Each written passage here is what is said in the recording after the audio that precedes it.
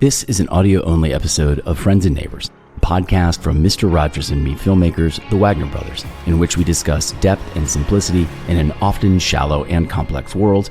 I'm Benjamin Wagner, and today, actor Joe Smith.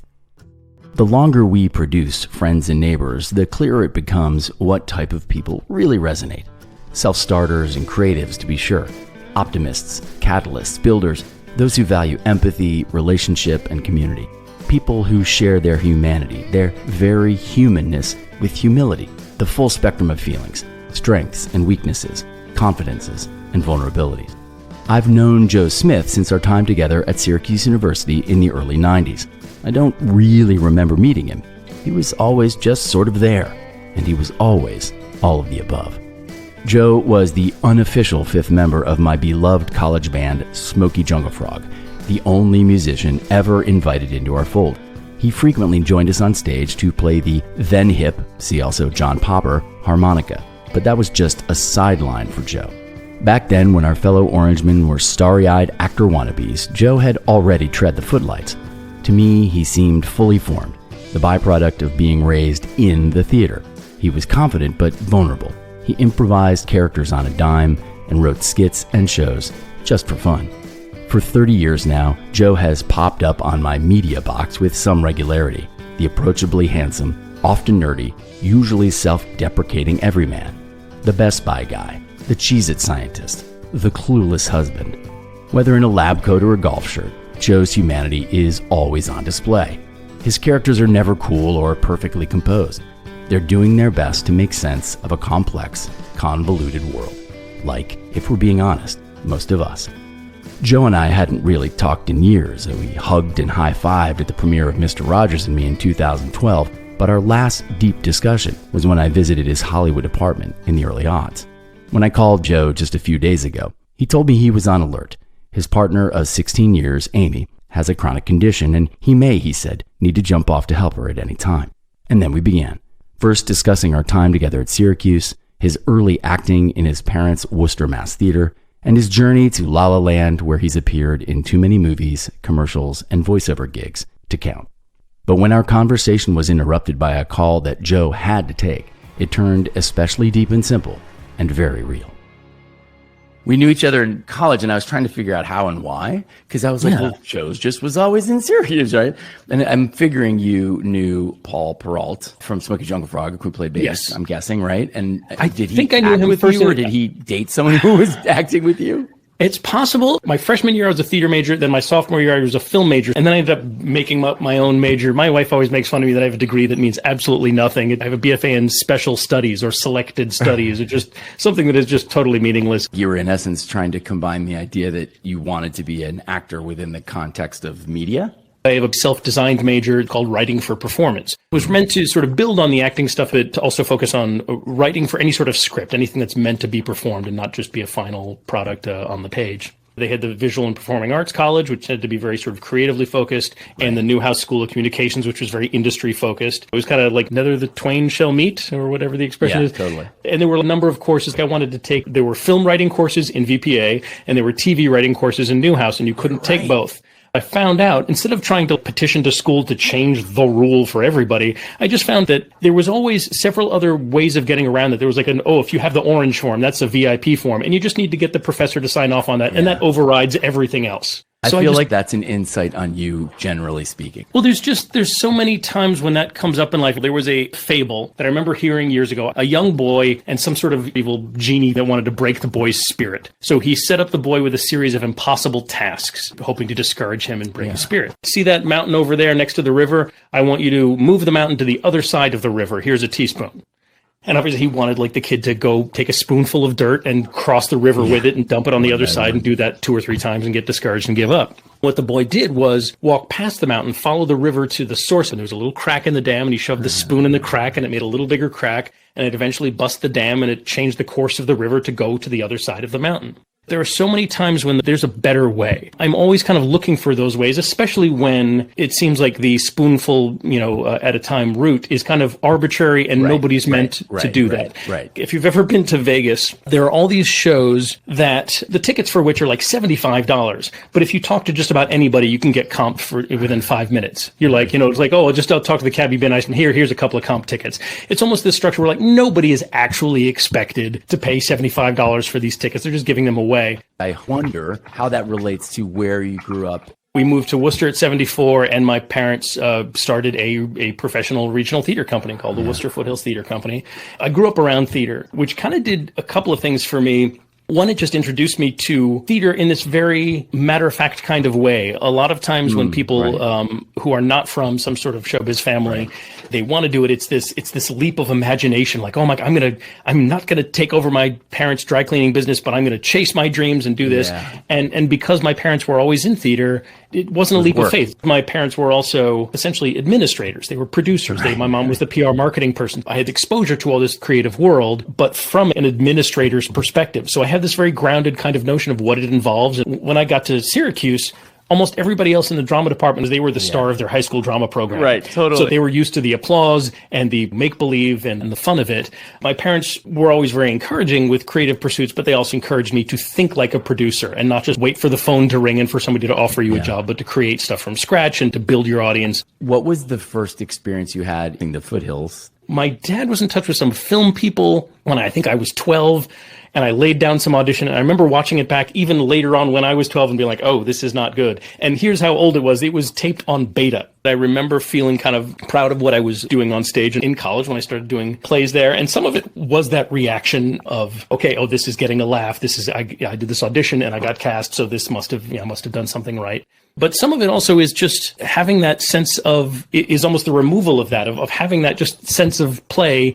I'm sure, every artist gets to this point where you have a natural inclination to do something. You have a creative energy that you want to put out there. That's the internal organic creative instinct. Then you've got your technical stuff. You need to learn how to do it. The ideal is to learn that technical stuff, get it in your bones so much so that you're no longer thinking A, C sharp, whatever. You're just singing your heart out again. I always had a sense of play and a sense of creative energy that I could bring to stage, and that I felt good about that early on with doing some shows at Syracuse and early on at Foothills. But then the more I learned about it and did it, the more I felt I could apply what I've learned and fine tune it in those technical elements. And just like almost especially doing theater, because it's almost like a scientific experiment. When you feel like you're really doing good work as an actor, is it similar to singer or songwriter performing, where when you're utilizing like these skills that you've acquired, but unconsciously at a high level? Is it similar to you where you got skills, you practice, and then you just kind of jump off the cliff, and if you're really doing it, you fly?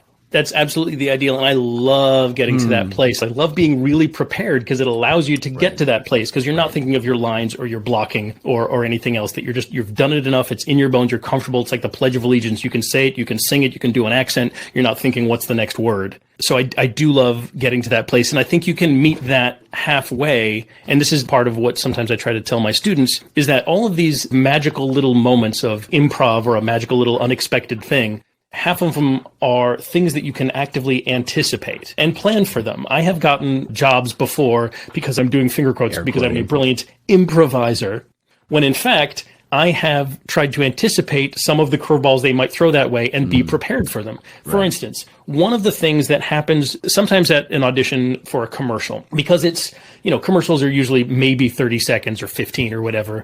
And the people who are auditioning actors for this are seeing hundreds of people. So one of the things that they will do sometimes is, you've got your script, it's 30 seconds, you do your bit, and then at the end of that 30-second script, sometimes nothing. They will not say cut. They will continue rolling. They will not say thank you. They will just let things continue just to see what you do with that time, to see if you stay in character, to see if you add a funny little last bit, to see if you do something funny with this kind of weird weighted silence and waiting period. And the one thing you don't want to do is just kind of look at them and go, okay, that's it. Did I get it? Scene. So if you know that going in and you anticipate that, you can plan for something to do with that unanticipated, moment. That might look brilliantly improvised when in fact you've thought for 15 minutes before you walked into the room. That's the sense I got when I watched the clip that you put up about the phone call. You can almost see the math happening in every micro reaction on your face and in your eyes. I take that as high compliment indeed, especially when you're by yourself. It's always interesting to see the difference between the text and the subtext. What am I saying to you versus what am I thinking or what am I meaning to say to you? And sometimes it's the opposite. When I watch the reel and your work over the years, I wrote down these two things. First, I put in my notes, always upbeat, approachable, cool, but not competitive. But also there's like this tension between humanity and humility. You seem to always get at the uncomfortable nature of humanity by just letting the honest subtext leak out a little bit at the edges. Does that make sense? The CheezIt dude, the car guy, the doofus Best Buy husband is the best example, right? I'm approachable. That's a word that I often see, approachable or everyman or whatever. And part of what they mean there is he's not really, tall and rugged and handsome. He's not a little funny fat guy. He's a medium, average, whatever guy. And with commercials, that has often meant it's the guy, and I've aged out of this category a bit, but like the implication for a lot of commercials aimed at men anyway is that you'll get the girl if you buy this thing. So you can't be crazy good looking because then they'll be like, oh, he's going to get the girl anyway. I would add there's another version for the women. It's we know your husband's an idiot. You got to put up with him and just silence his idiocy and purchase what you know is the right thing to purchase. Look, we know your husband's a decent guy. His heart's in the right place, but he's a moron. Right. You're the smart person, so let's talk to you. And it's just me throwing my hand up going, I don't know how to feed myself. Right. Yeah. Well, the kids go in the dryer, right? There's a couple of cheesecakey outfits there, and the hair's kind of squared and Clark Kenny. I mean, like, don't sell yourself short. There's a little bit of it like, well, I could take off this Best Buy shirt and fly away with you. Thank you. Well, it is that same blue. That's very flattering. What you very kindly call the Clark Kent haircut, my wife calls the boy's regular. Like a piece of rubber Bob's Big Boy kind of thing. You can just take off in one piece and yeah. How do you think of the character? How do you get there? What's the process for you? I try to clue into the spec and take as much as I can from it and not just plaster on my own idea of what they want. However, sometimes the spec is not so much one idea from one person, it's 11 ideas from 6 people. The thing that I tend to do is not even necessarily something that I would recommend most other actors do, but because I think I'm very good at it, I am also a writer. I tend to try to think of it as a writer and as a director, and what do I think would make this spot or this character or this moment work, be funny, sell the product. And I try to do at least one thing that other people aren't going to do. Because, they're seeing, again, several hundred people for any one kind of thing. At the end of the day, literally and symbolically, at the end of the day, there's, 6 or 7 people who get a vote. They've just watched 300 people do the same 30 seconds, and they have to talk about who did you like. Yeah. And the more that you can give them an end to this sentence. So how have you managed? There must have been moments when you were like, this is not going well, right? I mean, what kind of tactics do you have when you're, really bumping into adversity? It's funny. I am happy to answer that question. I will point out that the premise of your question is that I have figured those things out. When you see somebody or hear somebody being interviewed, the implication is that this person has succeeded in some way. You don't hear interviews that go, I struggled for years as an actor, and then I thought I'd take some classes and really, work at it, and that still didn't work out. So now I'm hosting at an Applebee's, and I'm, kind of hoping, and like the end, like you don't hear that. So I'd say, like, I don't know if I have huge secrets other than that it's certainly a moving target. The things that are, helping you this decade will not necessarily help you next decade. When I moved out to LA at 30, which is already old in LA, that made me rethink that, like, that whole spoonful of dirt analogy really came into play then, because there are all kinds of direct spoonful of dirt at a time approaches in showbiz and Hollywood that are fine if you come out here at 22. But at 30, I did not want to try and hopefully use all my connections to hopefully get a writer's assistant position and sit in back of some 23-year-old fetching their coffee so that I could spend a couple of years doing that, making 10 grand a year, and maybe get considered to write a spec for the next, thing, or join an improv troupe that they, had to pass through 5 levels of classes to get to their Saturday night show where maybe an SNL person would come and scout. So I found some momentum with commercials and voiceovers, both of which I kind of fell backwards into. Sometimes you just embrace what embraces you back. And just, you find yourself, just kind of floating out there and putting a little feelers out and seeing, can I do this? Can I do this? Can I do this? And sometimes you embrace what embraces you back. And voiceover did, and commercials did, theater did at the time. And so when I moved out to LA, because I had some momentum with commercials and voiceovers, I was able to hook up with an agent out here who I'd been working with on the East Coast. I tell people that 95% of my work is looking for work. It's that's always the ratio out here. And I am currently actually in a position of having to rethink a lot of things. Certainly with COVID, I pivoted towards more voiceover stuff that I could do from home and from some teaching. I've been teaching this last year and a half. And I did before that, but that's been a bigger portion of the pie. There was a director I remember said after the shoot, and it had been a very long shoot day I could tell the director was getting frustrated with all the things that the client wanted and just things that they didn't think made sense, but they're paying the bills. And just the guy said after this, he's like, "You are a damn professional. You rolled with so much stuff." If you remember the commercials, it's me in a white lab coat on a white set with a light blue shirt and a red tie. And the only way this light yellow CheezIt popped is if it was against the background of the red tie. Because if it was against the white or whatever, you couldn't see it as well. And initially, we were playing a game of operator with the director and the DP having to okay, and he'd be a little to the left, a little closer to you. And I finally just said, could you just turn the monitor around and I will center the CheezIt against my tie. We don't have to play this 5-minute game of operation. We can just look at it. I will place it where it needs to be. I wonder also if you have more empathy than the average bear. And so instead of being stuck thinking about Joe and Joe's relationship to the cracker, you're able to be present enough to know that you're in relationship to a bunch of people in the room and the work that you need to do. And instead of only worrying about Joe,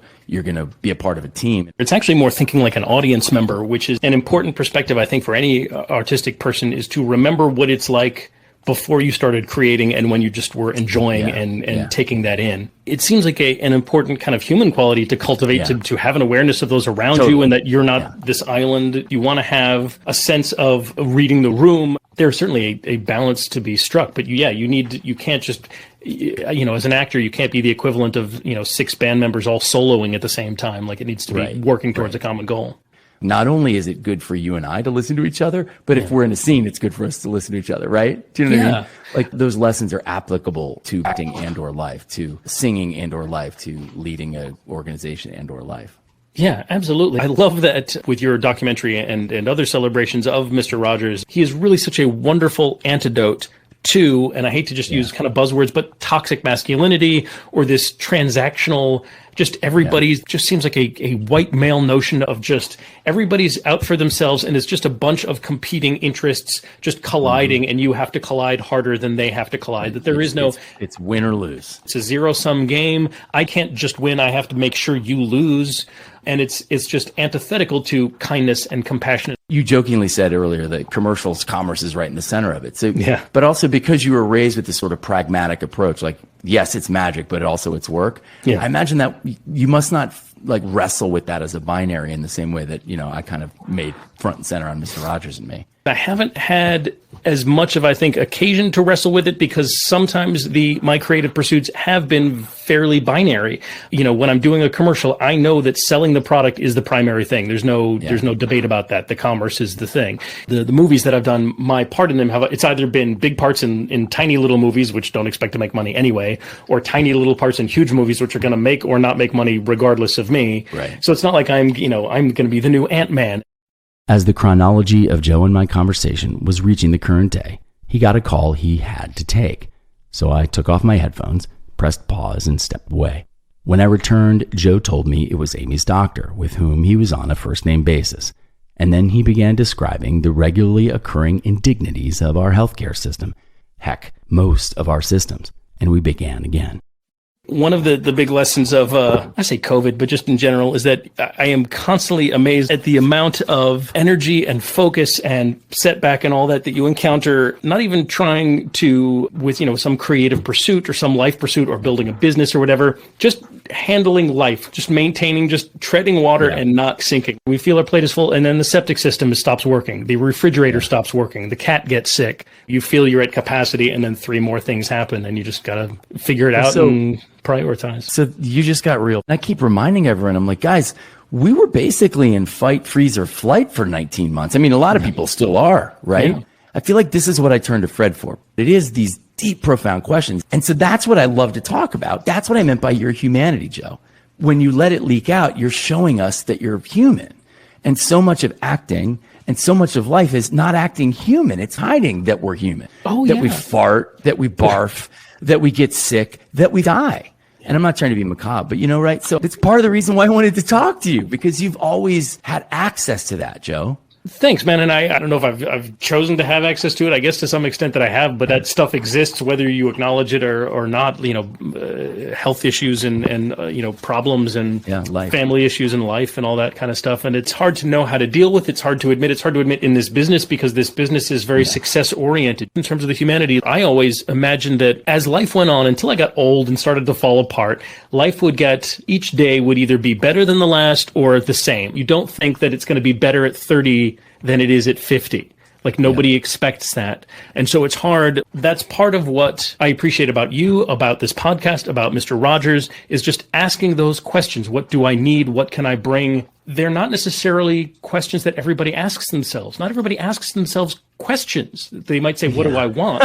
But not what should I be? Is this good? Is this working? Am I happy? I don't want to make broad statements about Hollywood, but of course you're in a center of a business that is predicated on exterior, at least some degree of exterior sort of dynamic, right? And yes, there has to be interior stuff, but you're right. It's not warts and all. It's not go ahead and show your vulnerability. You got to be bulletproof, right? Nobody's that way. No one lives that way. Even when I've been on the good side of it, it doesn't feel like it's built on that solid a foundation. Like beginning actors recognize me from a commercial and ask me for advice. Not because they think I'm a brilliant actor because they've seen me in a play, but because I've been on television. Oh, you're the guy talks to the cheese. You've achieved something. It's hard to take recognition or compliments as rarely as they come because they're based not necessarily on you were great, but like, oh, I've seen you.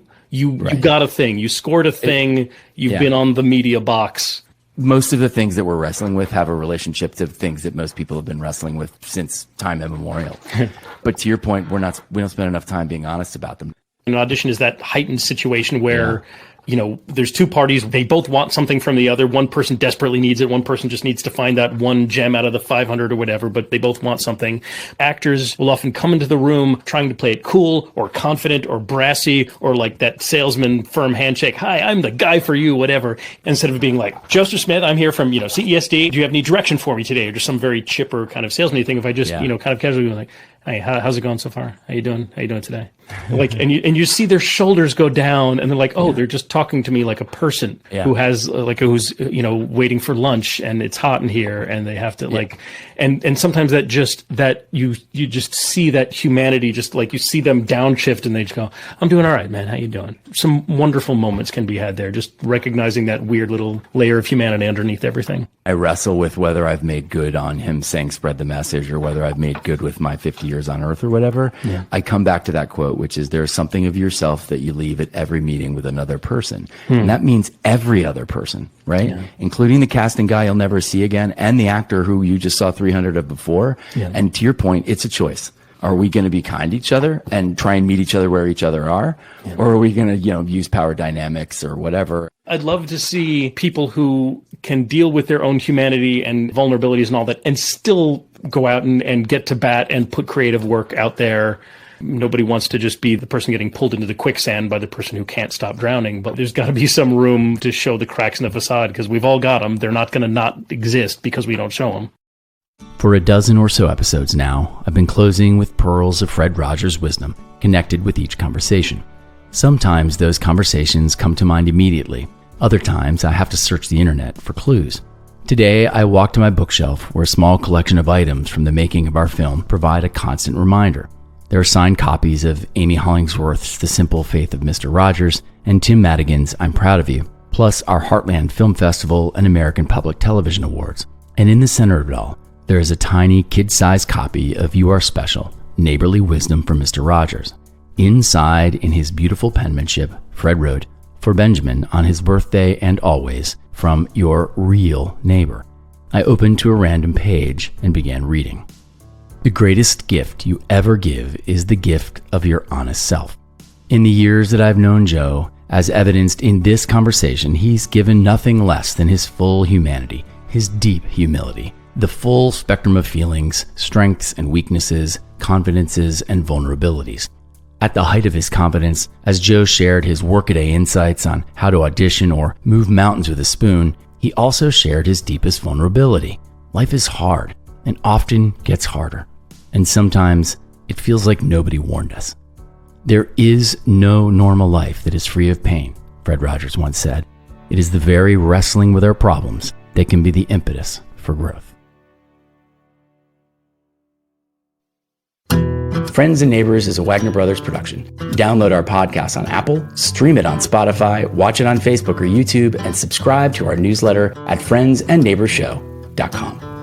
And if you're moved or inspired by what we're doing here, please, for heaven's sakes, rate, comment, and share Friends and Neighbors with your friends and neighbors. I'm Benjamin Wagner, and until next week, it's a good feeling to know we're lifelong friends.